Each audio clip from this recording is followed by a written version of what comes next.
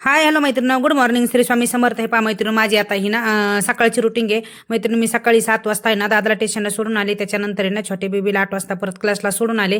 त्याला सोडून आल्याच्या नंतर मालकाला उठवलं, त्यांना आंघोळ करायला सांगितली आणि त्यांना नाश्ता करून दिला. परत त्यांना सोडून आले. त्यांनी ना त्यांची काल गाडी नेली नव्हती, रिपेरिंगला दिली होती, म्हणून त्यांना पण मी जाऊन सोडून आले.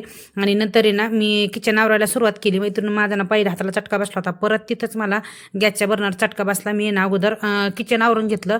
काल तूप काढलेलं ते तूप पण ते ओतून ठेवलं. भाजी वगैरे काढून फ्रीजमध्ये ठेवली, कारण आता उन्हाळा दिवशी त्यामुळे ना भाजी खराब होती. आणि नंतर मी टेबल आवरून घेतला आणि ना मला आज हॉलची त्याची साफसफाई करायची होती. मी पहिलं काय केलं, कुशन काढून घेतले सगळे, सोफ्यावरल्या कुशन काढून घेतल्या, कारण आता त्याला 1-1.5 महिना झालं होतं धुतलेल्या.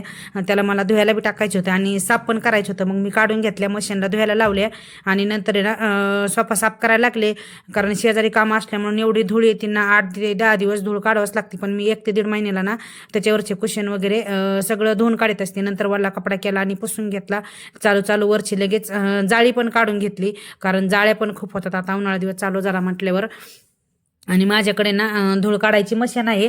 त्यांनी मी काय केलं, ह्या कुशनवरच्या ना पूर्ण त्याच्यामधली ना ब्रश आहे, त्याला ब्रश पण एक आहे आणि धूळ काढायची मी ब्रशची आणि ना सगळी त्याच्यातली धूळ काढून घेतली. मी ना पूर्ण कुशन आणि ते पूर्ण साफ करून घेतलं छोट्या खुर्चीवरती. आणि ह्या आहे ना मैत्रिणी, माझ्याकडे ना महाराजांचा फोटो, हा फोटो आहे ना माझ्या मोठ्या दादाच्या पहिल्या बड्डेला आलेला आहे. लाईनबाई ग्रुप मुलांनी आहे ना त्याच्या बड्डेला गिफ्ट दिलं होतं. जवळजवळ मैत्रिणी त्यांना 18 वर्ष झालंय, आहे तसाच आहे अजून. आम्ही जवळजवळ 3 ते 4 रूम बदलले ना दिसदाईन तिथं मी तसंच त्याला एवढं एकदम व्यवस्थित घेऊन जातो आणि छान ठेवतो. अजून छान आहे तो.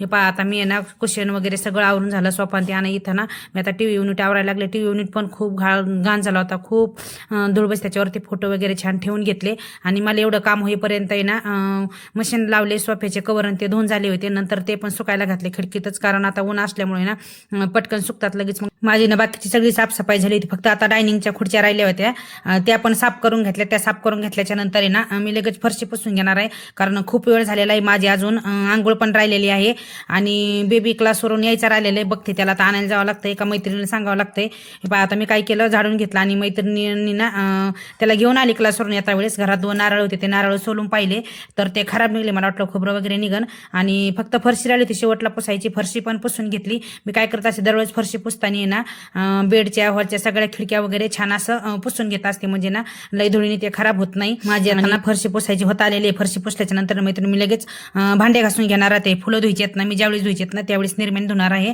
आता अगोदर भांडे घासून घेते. भांडे घासून घेतल्याच्या नंतर आहे ना माझी आंघोळ होणार आहे. भांडे घासून घेतले आणि ना मी आंघोळीची बकेट पण घासून काढली. मी ती बी 5-6 दिवसांनी घासत असते. चला मैत्रिणी, भेटू परत नेक्स्ट ब्लॉगमध्ये. तोपर्यंत बाय.